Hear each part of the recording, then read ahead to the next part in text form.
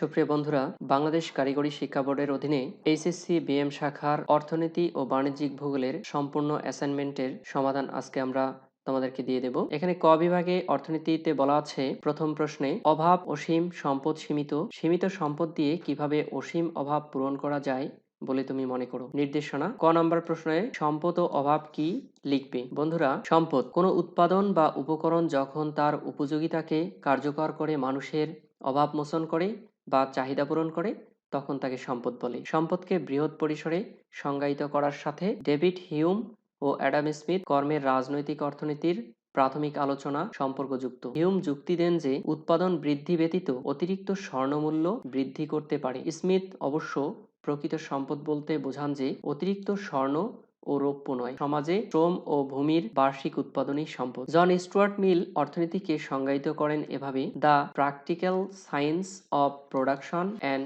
Distribution of wealth.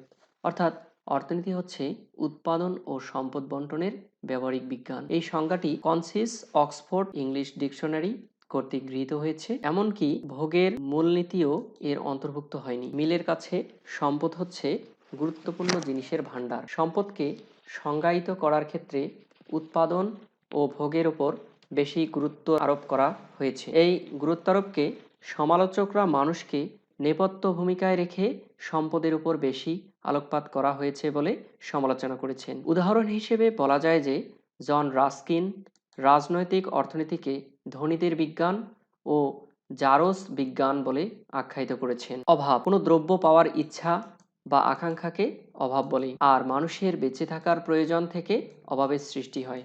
অন্যদিকে মানুষের সর্বপ্রকার অর্থনৈতিক কার্যাবলীর পেছনে রয়েছে অভাববোধ। সাধারণ অর্থে অভাব বলতে আর্থিক অনটনকে বোঝায়, কিন্তু অর্থনীতিতে অভাব শব্দটি বিশেষ অর্থে ব্যবহৃত হয়। অর্থনীতিতে কোনো কিছু পাওয়া বা কোনো দ্রব্য বা সেবা পাওয়ার আকাঙ্ক্ষাকে অভাব বলে। বস্তুতপক্ষে মানুষের বেঁচে থাকার প্রয়োজনেই অভাবের উদ্ভব, আর অভাব পূরণের জন্য নানাবিধ অর্থনৈতিক কর্মকাণ্ড গৃহীত হচ্ছে। মূলত মানুষের সর্বপ্রকার অর্থনৈতিক কার্যাবলীর পেছনে রয়েছে অভাববোধ। বন্ধুরা, খ নম্বরে বলা আছে সীমিত সম্পদ দিয়ে কিভাবে অসীম অভাব পূরণ করা যায় তা লিখবে। এর উত্তরে সীমিত সম্পদ দিয়ে যেভাবে অসীম অভাব পূরণ করা যায়, মানুষের অভাব অসীম, কিন্তু যে সমস্ত সম্পদের সাহায্যে মানুষের অভাব দূর করা যায় সেগুলো প্রয়োজনের তুলনায় অনেক কম। ফলে মানুষকে সর্বদাই সীমিত সম্পদের সাহায্যে অভাব পূরণের মাধ্যমে সর্বোচ্চ তৃপ্তি লাভের আশা করতে হয়। মানুষের অভাবের তুলনায় সম্পদের স্বল্পতায় মানব জীবনের সকল অর্থনৈতিক সমস্যার সৃষ্টি করেছে।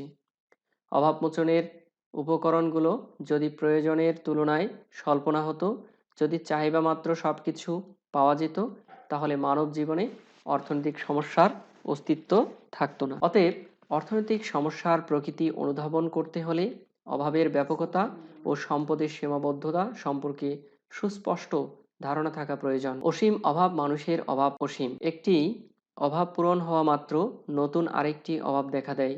যেমন মানুষের ভাতের অভাব মিটে গেলে দুধের অভাব দেখা দেয়, আর এভাবেই মানুষ প্রতিনিয়ত নিত্য নতুন অভাবের সম্মুখীন হয়ে থাকে। সীমিত সম্পদ ও অসীম অভাবের মধ্যে সমন্বয় সাধনের মাধ্যমে সর্বোচ্চ তৃপ্তি পেতে হলে মানুষকে নিম্নোক্ত তিনটি বিষয়ে সিদ্ধান্ত গ্রহণ করতে হয়। কি কি দ্রব্য কি পরিমাণে উৎপাদন করা হবে, কিভাবে উৎপাদন করা হবে, কার জন্য উৎপাদন করা হবে। বন্ধুরা, স্বল্পতার সমস্যা থেকে সরাসরি এই প্রশ্নটি দেখা দিয়েছে। ভোগের দ্বারাই মানুষের অভাব পূরণ হয়, আর সেজন্য প্রয়োজন দ্রব্য ও সেবার উৎপাদন। কিন্তু যে সমস্ত সম্পদের সাহায্যে এই সমস্ত দ্রব্য ও সেবা উৎপাদন করা যায় সেগুলোর যোগান সীমাবদ্ধ। সুতরাং সীমাবদ্ধ সম্পদগুলো দ্বারাই অভাব মেটাতে হবে। বন্ধুরা, ২ নং যে প্রশ্নটি রয়েছে তাতে বলা হয়েছে বর্তমান কোভিড-19 পরিস্থিতি অর্থনীতির উপর ব্যাপক প্রভাব বিস্তার করেছে। কোভিড-19 আমাদের শিক্ষাক্ষেত্রে কি প্রভাব ফেলেছে তা আলোচনা করো।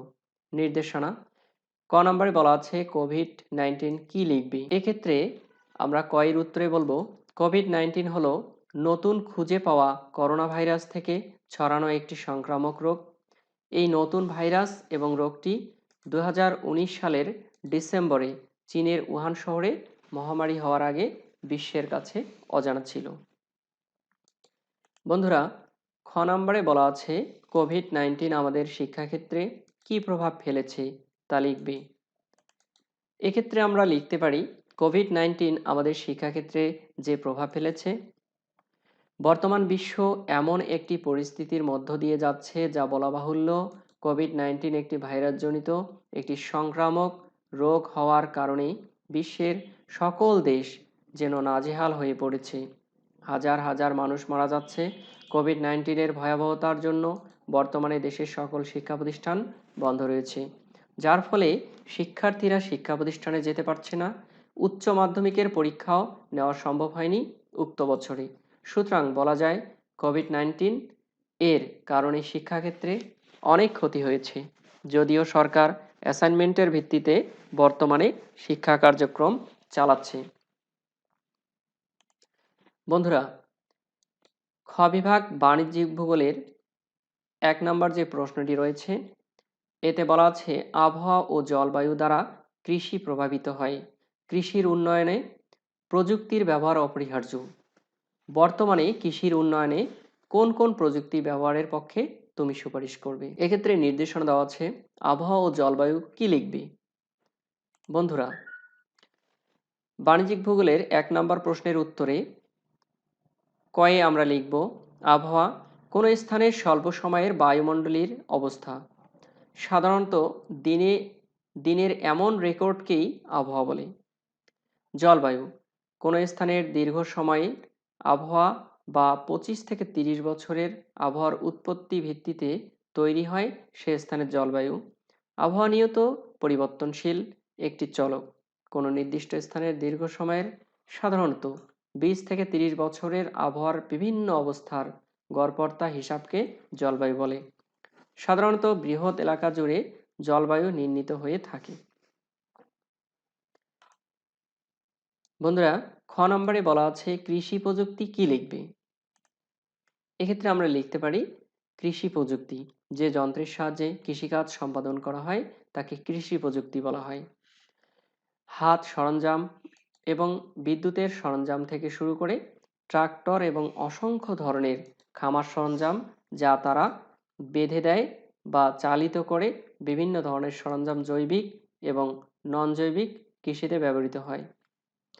বন্ধুরা, গ নম্বরে বলা আছে বিভিন্ন রকম কৃষি প্রযুক্তি উল্লেখ সহ ইয়ার ব্যবহার লিখবে। এর উত্তরে আমরা লিখতে পারি বিভিন্ন রকমের কৃষি প্রযুক্তির ব্যবহার নিম্নে লেখা হলো। ট্রাক্টর সেচ যন্ত্র হচ্ছে কৃষি প্রযুক্তি। ট্রাক্টর দিয়ে জমি চাষ করার কাজ করা হয়। এতে করে জমির চাষ ভালো হয়, ফলে ফলন বৃদ্ধি পায়। পূর্বে জমি চাষ করার কাজে গরু ব্যবহার করা হতো, এতে প্রচুর সময় ব্যয় হতো, তেমনি আবার পরিশ্রমও হতো অনেক। কিন্তু বর্তমানে ট্রাক্টর ব্যবহারের ফলে সময়ের অপচয় কম হয় আর পরিশ্রমও কম হয়। সেচ যন্ত্র জমিতে ভালো ফলন পেতে সেচের প্রয়োজন অনেক। জমিতে চাষ করার সময় প্রচুর পানি প্রয়োজন হয়, কেননা পানি ছাড়া জমিতে ফসল রোপণ করা যায় না। অপরদিকে খরার সময় জমি ফেটে চৌচির হয়ে যায়, সে সময় জমিতে পানির প্রয়োজন হয় বা সেচ যন্ত্রের সাহায্যে ছাড়া ভাবতেই পারা যায় না। সুতরাং কৃষিক্ষেত্রে সেচ যন্ত্রের অবদান অপরিসীম। বন্ধুরা, BM6 এর খ অ্যাসাইনমেন্টের ক বিভাগের অর্থনীতিতে বলা আছে বাংলাদেশের জনগণের মাথাপিছু আয় স্বল্প। বাংলাদেশের জনগণের মাথাপিছু আয় বৃদ্ধির জন্য কি কি পদক্ষেপ গ্রহণ করা যায় বলে তুমি মনে করো? এক্ষেত্রে ক নম্বরে বলা আছে মাথাপিছু আয় কি লিখবে? কয়ের উত্তরে আমরা লিখতে পারি কোনো দেশের মোট আয়কে ওই দেশের জনপ্রতি দ্বারা ভাগ করলে যে আয় পাওয়া যায় তাকে মাথাপিছু আয় বলা হয়। এবং ক্ষয়ে বলা আছে মাথাপিছু আয় বৃদ্ধির উপায় লিখবে। বন্ধুরা, মাথাপিছুর আয় এক্ষেত্রে মাথাপিছু আয় ব্যক্তির জীবনযাত্রার মান নির্ধারণ করে। উচ্চ মাথাপিছু আয় উন্নত জীবনমান নিশ্চিত করে। তবে জীবনমান নির্ধারণের জন্য উচ্চ মাথাপিছু আয়ের সাথে দ্রব্যমূল্যের বিষয়টিও বিবেচনায় নিতে হবে। যদি কোনো বছরে কোনো দেশের জনগণ মাথাপিছু আয় দ্বিগুণ হয়ে যায়, আবার একই সাথে দ্রব্যমূল্যের মূল্যস্তরও দ্বিগুণ হয়, তাহলে প্রকৃতপক্ষে জীবনযাত্রার মান একই থাকবে, কারণ ওই দ্বিগুণ আয় দিয়ে ব্যক্তি প্রকৃতপক্ষে একই পরিমাণ দ্রব্য সেবা ক্রয় করতে পারবে, অর্থাৎ তার আর্থিক আয় দ্বিগুণ হলেও তার প্রকৃত আয় বৃদ্ধি পায়নি, কারণ আর্থিক আয় ও দ্রব্যমূল্য একই হারে বৃদ্ধি পেয়েছে। তবে মূল্যস্তর অপরিবর্তিত থেকে মাথাপিছু আয় বাড়লে জীবনযাত্রার মান বৃদ্ধি পাবে এবং মাথাপিছু আয় কমলে জীবনযাত্রার মান হ্রাস পাবে। বন্ধুরা, আবার জাতীয় আয়ের বন্টন যদি সুষম না হয় তাহলে মাথাপিছু আয় বাড়লেও অধিকাংশ জনগণের জীবনমান নিচুই থাকে, কারণ মাথাপিছু আয় একটি গড় মান। জনগণের একটি ক্ষুদ্র অংশের মাথাপিছু আয় অনেক বেশি, অথচ বৃহৎ অংশের আয় অনেক কম হলেও উভয় অংশের মাথাপিছু আয়ের গড় মান এমন হতে পারে যাতে মনে হয় যে জনগণের জীবনযাত্রার মান উন্নত হয়েছে। কিন্তু মোট জাতীয় আয়ের এই রকম অসম বন্টন হলে বেশিরভাগ মানুষের মাথাপিছু আয় মাথাপিছু জাতীয় আয়ের চেয়ে কম হবে, ফলে এই অধিকাংশ মানুষের জীবনযাত্রাও উন্নত হবে না। তবে যেসব দেশের জাতীয় আয়ের সুষম বন্টন আছে সেসব দেশে মাথাপিছু আয় বাড়লে এবং মূল্যস্তর অপরিবর্তিত থাকলে বা আয় বৃদ্ধির চেয়ে কম হারে বৃদ্ধি পেলে জীবনযাত্রার মানও বৃদ্ধি পাবে। বন্ধুরা, 2 নম্বর যে প্রশ্নটি রয়েছে এতে বলা হয়েছে সরকার বিভিন্ন উৎস হতে আয় করে এবং বিভিন্ন খাতে ব্যয় করে। শিক্ষা ও স্বাস্থ্য খাতের উন্নয়নে বর্তমান সরকারের পদক্ষেপগুলি উল্লেখ করো। এক্ষেত্রে ক নম্বরে বলা আছে সরকারি ব্যবস্থা অর্থব্যবস্থা কি লিখবে? বন্ধুরা, এক্ষেত্রে সরকারি অর্থব্যবস্থা অর্থনীতির যে শাখায় সরকারের আয় ব্যয় ও ঋণ সংক্রান্ত সমস্যা স্বরূপ অনুসন্ধান করে এবং প্রাপ্ত সম্পদের যথাযথ দক্ষতাপূর্ণ ব্যবহারের মাধ্যমে সমাধানের পথ নির্দেশ করে তাকে সরকারি অর্থব্যবস্থা বলা হয়। অর্থনৈতিক কর্মকাণ্ডে পরোক্ষ কিংবা প্রত্যক্ষভাবে অংশগ্রহণ করলে সরকারকে প্রচুর পরিমাণে ব্যয় নির্বাহ করতে হয়। আবার এই ব্যয় নির্বাহের জন্য সরকারকে আয় করতে হয়, আয়ের উৎস খুঁজতে হয়। আয়ের চেয়ে ব্যয় বেশি হলে সরকারকে ঋণ করতে হয়। কিভাবে সরকার আয় করে, কিভাবে প্রাপ্ত সম্পদ ব্যয় করে, কিভাবে ঋণ গ্রহণ করে ও ঋণ পরিশোধ করে, এই সব কিছু নিয়েই সরকারি অর্থব্যবস্থা আলোচনা করে। এক বাক্যে বলা যায় সরকারের আয় ব্যয় ও ঋণ সংক্রান্ত নীতিমালা নিয়ে যে বিষয় আলোচনা করে তাকে সরকারি অর্থব্যবস্থা বলা হয়। বন্ধুরা, খ নম্বরে বলা আছে সরকারি আয়ের উৎস এবং শিক্ষা ও স্বাস্থ্য খাতে সরকারের ভূমিকা উল্লেখ লিখবে। এক্ষেত্রে আমরা বলতে পারি সরকারি আয়ের উৎস আয়কর নিম্নরূপ। আয়কর বাংলাদেশে সরকারের আয়ের একটি অন্যতম উৎস। একজন ব্যক্তি সর্বমোট আয়ের উপর সাধারণত আয়কর ধার্য করা হয়, অর্থাৎ অর্থ আইন 2015 অনুযায়ী এক মহিলা এবং 65 বছর বা তদূর্ধ্ব বয়সের করদাতা ব্যক্তির ক্ষেত্রে আয় যদি 3 লাখ টাকা এর উপরে হয় তবে তিনি আয়কর প্রদানে উপযুক্ত হবেন। 2 প্রতিবন্ধী করদাতার ক্ষেত্রে আয় 3,75,000 টাকা এর উপরে হলে তিনি আয়কর প্রদানের জন্য উপযুক্ত হিসেবে বিবেচিত হবেন। 3 গেজেটভুক্ত যুদ্ধাহত মুক্তিযোদ্ধা করদাতার ক্ষেত্রে আয় যদি 4,25,000 টাকা এর উপরে হয় তবে তিনি আয়কর প্রদানের জন্য উপযুক্ত হিসেবে বিবেচিত হবেন। 2 নম্বর মূল্য সংযোজন কর। মূল্য সংযোজন কর একটি পরোক্ষ ধরনের কর যা একটি দেশে উৎপাদিত ভোগ সামগ্রীর উপর উৎপাদন থেকে ভোগ পর্যন্ত বিভিন্ন পর্যায়ে সংযোজিত মূল্যের উপর ভিত্তি করে ধার্য করা হয়। মূল্য সংযোজন করকে ভ্যাটও বলা হয়। বাংলাদেশে এই ভ্যাটের হার 15%। 3 নম্বরে বলা আছে ভূমি রাজস্ব। ভূমি রাজস্ব সরকারের আয়ের একটি অতি প্রাচীন উৎস। বাংলাদেশের ক্ষেত্রে এই ভূমি রাজস্ব 25 বিঘা জমির চেয়ে অধিক জমি থাকলে তখন ধার্য করা হয়, তাই এই খাতে আয়ের পরিমাণ অন্যান্য খাত থেকে অনেকাংশেই কম। আবগারি শুল্ক। আবগারি শুল্ক সরকারের আয়ের একটি উৎস। সরকার বিভিন্ন ধরনের পণ্য সামগ্রী যেমন চা, কফি, তামাক, কেরোসিন, সিগারেট, দেয়াশালাই, প্রসাধনী সামগ্রী, ঔষধ ইত্যাদির উপর আবগারি শুল্ক ধার্য করে। বন্ধুরা, 5 নম্বরে আছে বাণিজ্যিক শুল্ক। বাণিজ্য শুল্ক সরকারের আয়ের একটি প্রধান উৎস। বিভিন্ন প্রকার বাণিজ্যিক কার্যক্রম সংগঠিত করার জন্য ব্যবসায়ীদের যে শুল্ক প্রদান করতে হয় সেটাই হচ্ছে বাণিজ্যিক শুল্ক। উদাহরণস্বরূপ আমরা বলতে পারি আমদানি রপ্তানি ব্যবসায়ে যেসব শুল্ক ধার্য করা হয় তাদের কথা। 7 নম্বরে বলা আছে বিনিয়োগ ও ঋণ। সরকারের আরও একটি আয়ের উৎস হচ্ছে বিনিয়োগ থেকে প্রাপ্ত লভ্যাংশ। সরকার বিভিন্ন মেয়াদে বিভিন্ন ক্ষেত্রে অর্থ বিনিয়োগ করে, যা থেকে প্রাপ্ত লভ্যাংশ সরকারের আয় হিসেবে গণ্য করা যায়। অন্যদিকে সরকার কেন্দ্রীয় ব্যাংকের মাধ্যমে বিভিন্ন আর্থিক সংস্থাকে সুদের বিনিময়ে বিভিন্ন মেয়াদে ঋণ প্রদান করে। এই ঋণ থেকে প্রাপ্ত সুদও সরকারের আয়ের উৎস হিসেবে বিবেচিত। 8 নম্বরে সেবা প্রদান। সরকার তার জনগণকে বিদ্যুৎ, গ্যাস ইত্যাদি সেবা প্রদানের বিনিময়ে অর্থ সংগ্রহ করে। এক্ষেত্রেও সরকারের আয়ের সুযোগ রয়েছে। বন্ধুরা, 9 নম্বরে আছে রাষ্ট্রায়ত্ত আর্থিক প্রতিষ্ঠান। বিভিন্ন রাষ্ট্রীয় ব্যাংক, বীমা ও অন্যান্য আর্থিক সংস্থা থেকে লভ্যাংশ সংগ্রহ সরকারের আয়ের আরেকটি উৎস। যাতায়াত।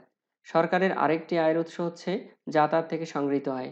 বাংলাদেশ রেলওয়ে, বাংলাদেশ বিমান, বিআরটিসি ইত্যাদি সংস্থার মাধ্যমে সরকার জনগণকে সেবা প্রদানের মাধ্যমে রাজস্ব আয় সংগ্রহ করে। 11 নম্বরে আছে ডাক, তার ও টেলিফোন। ডাক বিভাগ সরকারের রাজস্ব আয়ের একটি উৎস। তাছাড়া টেলিফোন, ফ্যাক্স ইত্যাদি সেবা প্রদানের মাধ্যমেও সরকার রাজস্ব আয় সংগ্রহ করে। সমুদ্র বন্দর থেকে আয়। সরাসরি সরকারিভাবে সবচেয়ে বেশি আয়ের সুযোগ হলো সমুদ্র বন্দর। বর্তমানে বাংলাদেশের 3টি সমুদ্র বন্দর থেকে সরকারের প্রচুর আয় হয়। শিল্প ও স্বাস্থ্য খাতে সরকারের ভূমিকা। বন্ধুরা, শিল্প খাতে অর্জন। শিক্ষাকে সর্বস্তরে ছড়িয়ে দেওয়ার জন্য বাংলাদেশ সরকার কর্তৃক গৃহীত পদক্ষেপসমূহের মধ্যে অন্যতম হল শতভাগ ছাত্রছাত্রীর মাঝে বিনামূল্যে বই বিতরণ কার্যক্রম। নারী শিক্ষাকে এগিয়ে নেবার জন্য প্রাথমিক থেকে মাধ্যমিক স্তর পর্যন্ত চালু করা হয়েছে উপবৃত্তি ব্যবস্থা। বর্তমান 26,193টি প্রাথমিক বিদ্যালয়কে নতুন করে জাতীয়করণ করেছে। উল্লেখযোগ্য সংখ্যক শিক্ষকের চাকরি সরকারিকরণ করা হয়েছে।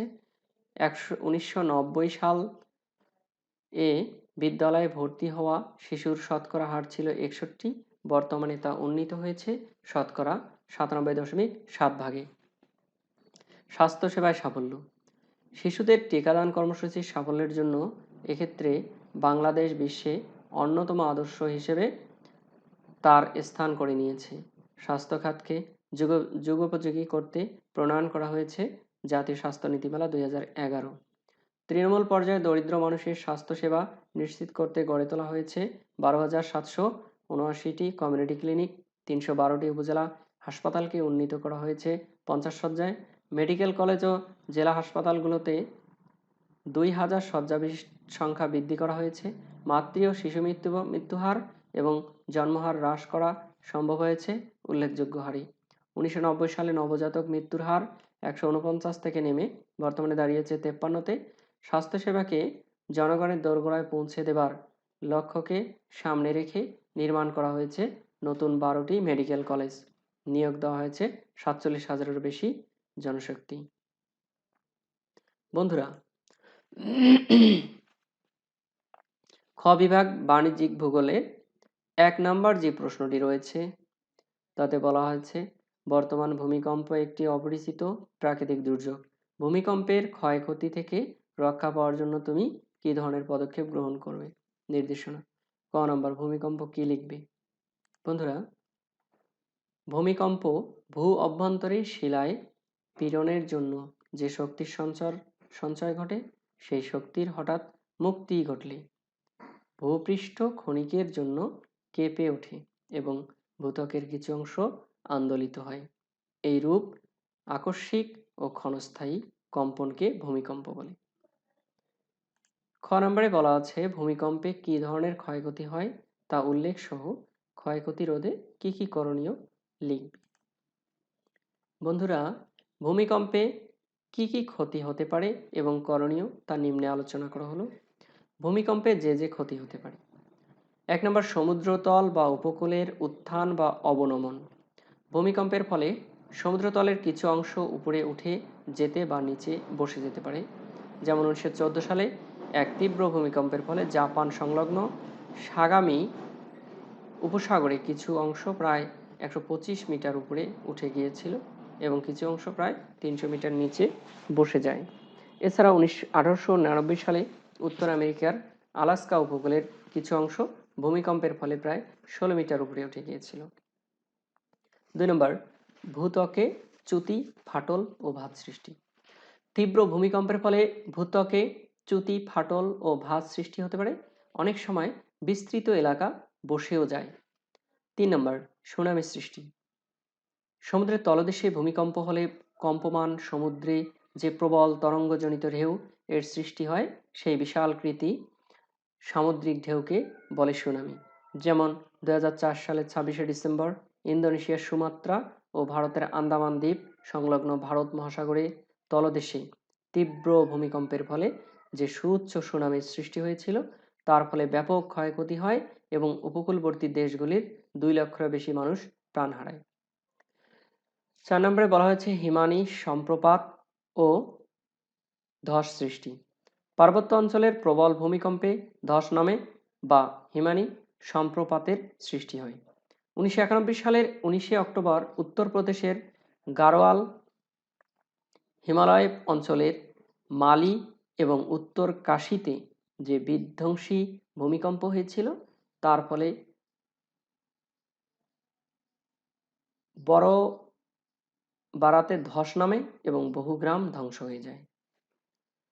5 নম্বরে বলা আছে নদীর গতিপথ পরিবর্তন। ভূমিকম্পের ফলে নদীর গতিপথ পরিবর্তিত হতে পারে। যেমন 1887 সালের ভূমিকম্পের ফলে অসমে ব্রহ্মপুত্র নদের গতিপথ পরিবর্তিত হয়েছিল। এছাড়া ভূমিকম্পের ফলে নতুন হ্রদ বা নদীর সৃষ্টি, জলাভূমির সৃষ্টি, যেমন কচ্ছের রান, উচ্চভূমি ও নিম্নভূমির সৃষ্টি, শহর নগর জনপদের ধ্বংস এবং ব্যাপক সম্পত্তি ক্ষয় ও প্রাণহানি হয়ে থাকে। ধস সৃষ্টি। ভূমিকম্পের ফলে পার্বত্য অঞ্চলে ব্যাপক ধসের সৃষ্টি হয়। 1991 সালে উত্তরকাশী সামাতলি উত্তরাখণ্ড রাজ্য ভূমিকম্পে হিমালয় পর্বতের বিস্তীর্ণ অঞ্চলে ধস নেমেছিল। ভূপৃষ্ঠে গর্ত ও ফাটল সৃষ্টি এবং কাদা, বালি ও গরম জলের নির্গমন। ভূমিকম্পের ফলে ভূপৃষ্ঠে গভীর গর্ত ও ফাটলের সৃষ্টি হয়। এইসব ফাটলের মধ্যে দিয়ে কাদা, বালি ও গরম জল বেরোতে থাকে। 1934 সালে উত্তর বিহার ভূমিকম্পে গঙ্গা অববাহিকায় এরূপ অসংখ্য ফাটল দিয়ে জল ও বালি নির্গত হয়ে বিস্তীর্ণ অঞ্চল প্লাবিত করেছিল। সাময়িক হ্রদ ও বন্যা সৃষ্টি। ভূমিকম্পের প্রভাবে ধসের ফলে নদীর গতিপথ রুদ্ধ হয়ে সাময়িক হ্রদের সৃষ্টি হয়। পরে হ্রদের বাঁধ ভেঙে ব্যাপক বন্যা সৃষ্টি হতে পারে। 1811 সালে নিউ মাদ্রিদ ভূমিকম্পে মিসিসিপি নদী এভাবে বিস্তীর্ণ অঞ্চলে বন্যা সৃষ্টি করেছিল। জলাভূমির সৃষ্টি। ভূমিকম্পের ফলে বিস্তীর্ণ অঞ্চল বসে গিয়ে জলাভূমির সৃষ্টি হতে পারে।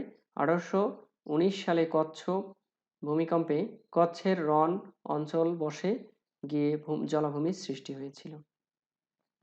ভূমিকম্পের ক্ষয়ক্ষতি রোধে করণীয়। ভূকম্পন অনুভূত হওয়ার সঙ্গে সঙ্গে বাসার বিদ্যুৎ ও গ্যাস লাইন বন্ধ করে ফেলুন। ঘরে হেলমেট থাকলে সঙ্গে সঙ্গে মাথায় পরে নিন, না থাকলে একটি বালিশ মাথায় নিন। 1 মিনিট সময়ের মধ্যে বাসা থেকে বের হয়ে পড়ুন। আর সম্ভব না হলে তখনই মজবুত টেবিল খাটের নিচে কিংবা পিলারের সঙ্গে অবস্থান করুন। বাসা থেকে বের হওয়ার সময় খাবার পানি ও শুকনো খাবার থাকলে সেগুলো সঙ্গে নিয়ে বের হবেন। বাসা থেকে বেরিয়ে যতটা সম্ভব খোলা জায়গায় গিয়ে অবস্থান করুন। বের হওয়ার সময় লিফট ব্যবহার না করাই ভালো। বিদ্যুৎ বিপর্যয় ঘটতে পারে, তখন লিফট হয়ে উঠতে পারে মরণ ফাঁদ। ভবন থেকে বের হওয়ার সময় সিঁড়ি ব্যবহার করুন, কিন্তু ভুল করেও সিঁড়িতে আশ্রয় নেবেন না। ভবন ধসে পড়লে সবার আগে সিঁড়ি ধসে পড়ার সংখ্যাই বেশি থাকে। যথাসম্ভব মাথা ঠান্ডা রাখুন। গাড়িতে থাকলে আশেপাশের বড় ভবন নেই এমন জায়গায় গাড়ি পার্ক করতে পারেন। কখনো সেতুর উপর গাড়ি থামাবেন না। টাকা বা অলংকারের মতো কোনো কিছু সঙ্গে নেওয়ার জন্য অযথা সময় নষ্ট করবেন না। অধিকাংশ ভূমিকম্পই মাত্র কয়েক সেকেন্ডে ভয়ঙ্কর সর্বনাশ ঘটাতে পারে। বড় ভূমিকম্পের পরপরই আরেকটা ছোট ভূমিকম্প যাকে বলে আফটার শক। তাই একবার ভূমিকম্প থেমে গেলেই নির্ভর হবেন না, সতর্ক থাকুন এবং বেশ কিছু সময় পর্যন্ত নিরাপদ স্থানে অবস্থান করুন। ঘটনার পর চিহ্নিত মিলিত স্থানে অবস্থান করুন, যাতে করে যে কোনো সমস্যা একসাথে মোকাবেলা করতে পারেন। যদি ভবন ধসে আটকাও পড়েন, বেরিয়ে আসার কোনো পথ খুঁজে না পান, আশা হারাবেন না, সাহস রাখুন। সাহস আর আশাই আপনাকে বাঁচিয়ে রাখবে। ধৈর্য ধরে অপেক্ষা করুন, উদ্ধারকারী পর্যন্ত আপনার চিৎকার বা সংকেত পৌঁছানো যায় কি করে ভাবতে থাকুন। বন্ধুরা, এই হলো আজকের আমাদের অ্যাসাইনমেন্ট।